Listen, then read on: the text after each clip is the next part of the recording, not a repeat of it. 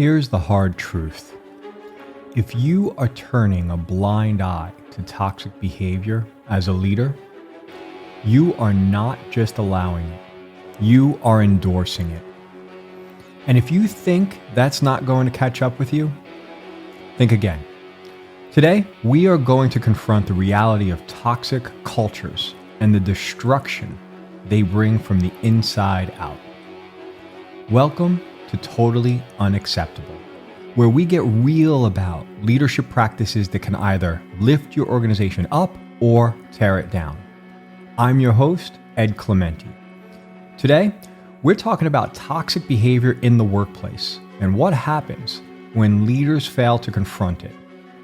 We'll dive into real examples, discuss the root causes, and most importantly, talk about how to fix it before it destroys your team or organization. Let's start with one of the most well-known examples of toxic leadership avoidance: Uber. Back in 2017, Uber was growing at a rapid pace. It was disrupting the transportation industry. But behind the scenes, the company was fostering a toxic culture that went unchecked for years. Sexual harassment, discrimination, and unethical practices were reported by employees, yet leadership continued to look the other way because the company was delivering results. It was growing fast. The toxic behavior was excused because those responsible were seen as essential to the company's success. Leadership prioritized short-term gains, rapid growth, and market dominance over the long-term health of the company's culture and its people. They protected toxic high performers, avoided addressing concerns, and normalized deviance from acceptable behavior. So what was the impact? Well, Uber faced massive public backlash, widespread internal dissatisfaction, and their reputation took a hit. Eventually, after an internal investigation, the company was forced to make sweeping changes, including ousting several executives, including and most notably its CEO. Now, even though Uber has seemingly recovered, the damage to its culture and reputation took years to repair. This is a stark reminder that ignoring toxic behavior in the name of today's success will eventually catch up with you, and it can force your organization into crisis mode. And some organizations do not recover. So, what does turning a blind eye to toxic behavior actually look like in most organizations? Let me break it down into a couple of scenarios that you've probably seen before. Number one, protecting the high performers despite their toxic behavior. This is the classic profit over people problem. A high performer delivering results, so leadership ignores or excuses their toxic behavior. They believe short-term gains outweigh the long-term consequences. This is wrong. Number two, avoiding difficult conversations. Leaders, they see the problem, but they don't address it because they fear the conflict. They hope it'll blow over or it'll solve itself, but it never does. Silence is complicity. Number three, normalizing bad behavior. This is where we get into the concept of normalization of deviance, where small toxic behaviors are tolerated at first, and over time, they become the norm. What was once unacceptable becomes part of the new culture. So why do leaders turn a blind eye to these behaviors? In my mind, it comes down to three key reasons. Number one, short-term success over long-term success. Leaders focusing on the immediate results, revenue, market share, hitting targets. They'll excuse toxic behavior if they believe it's helping deliver the short-term wins. It's a mindset of profit over people. The problem is, by prioritizing short-term success, they're sacrificing the long-term health of the culture. Sure, you might win this quarter, but what happens when your best employees burn out, morale collapses, or your reputation tanks? True leadership requires the courage to prioritize people and culture which ultimately drives sustainable and resilient success in the long term. Number 2, lack of accountability. No consequence, no change. When there's no clear system of accountability, toxic behaviors continue unchecked. People learn quickly what they can get away with, and without consequences, they push those boundaries further. Leadership must make it clear that there are real, tangible consequences for violating core values. Otherwise, toxicity spreads and trust within the organization erodes. And number 3 does not get talked about enough. It's kind of the hidden problem. Flat out poor leadership. Leaders without the tools to lead.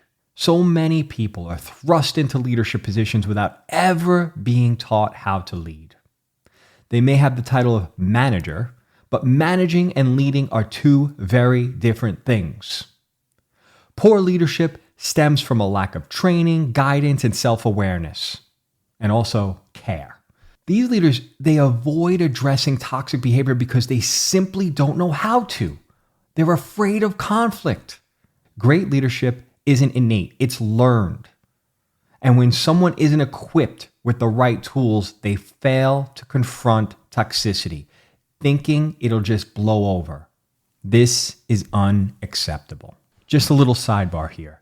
If you have found yourself thrust into a position of leadership for one reason or another, and you know deep within that you do not have the tools yet to effectively lead, start with authentic care for the people in your charge. That's all you need to start, because what it will do is it will motivate you to do the work necessary to get better every day. And it starts with just genuinely caring to be the best you can for these people. I'm not going to get into all the hows in this podcast, but I am so passionate about the fact that there's so many people, and by the way, not bad people, good people, that just happen to be thrust into positions of leadership, but ignoring it, but ignoring your shortcomings and hoping it will blow over is unacceptable when there's people who are relying on you. Okay, let's get back on course. So we talked about the whys: short-term success over long-term success, lack of accountability, poor leadership.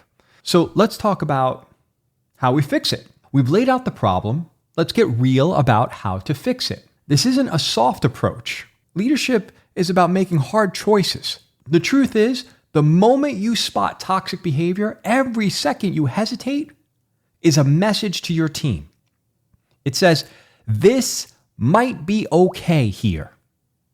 And believe me, your people are watching. You must act fast and decisively. So, number 1, act immediately. Stop toxicity in its tracks. The minute it surfaces, you need to confront it head on, swiftly, without hesitation. This is about protecting your culture before it gets contaminated. The longer you wait, the deeper the toxicity sinks into the fabric of your organization. Immediate action isn't just about dealing with the behavior. It's about sending a clear message that this kind of conduct will never be tolerated.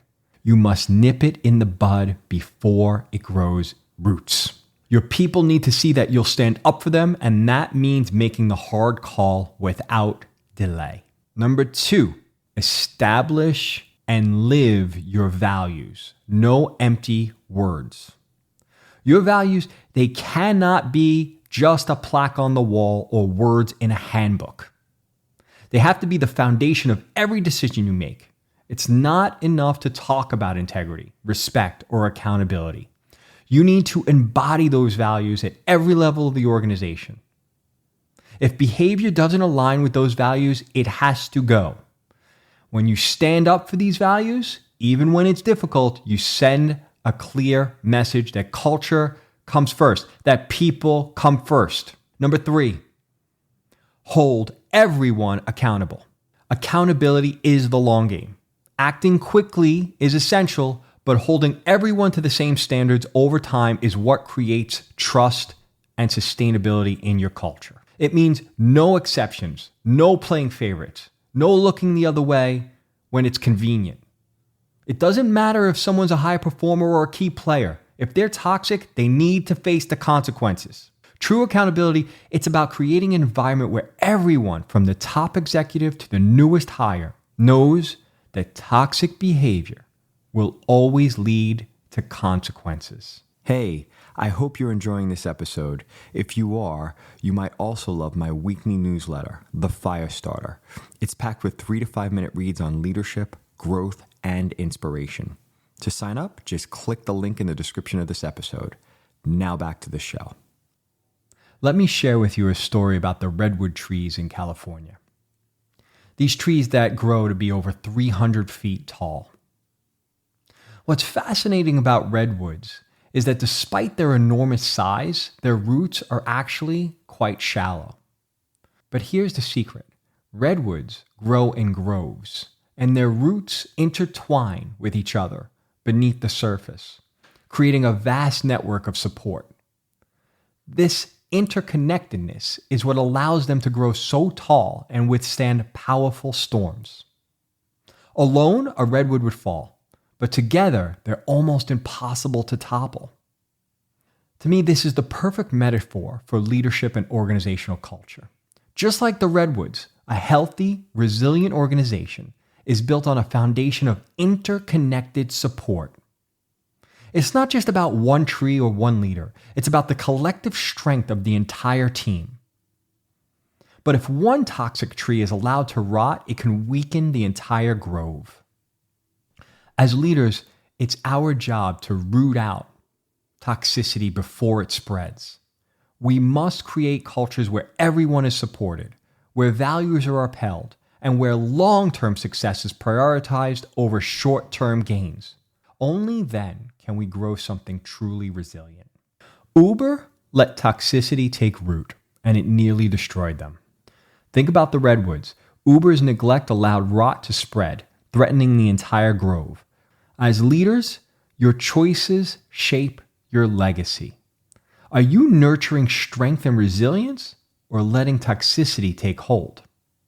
Are you turning a blind eye to toxic behavior? That's not just bad leadership. It's unacceptable.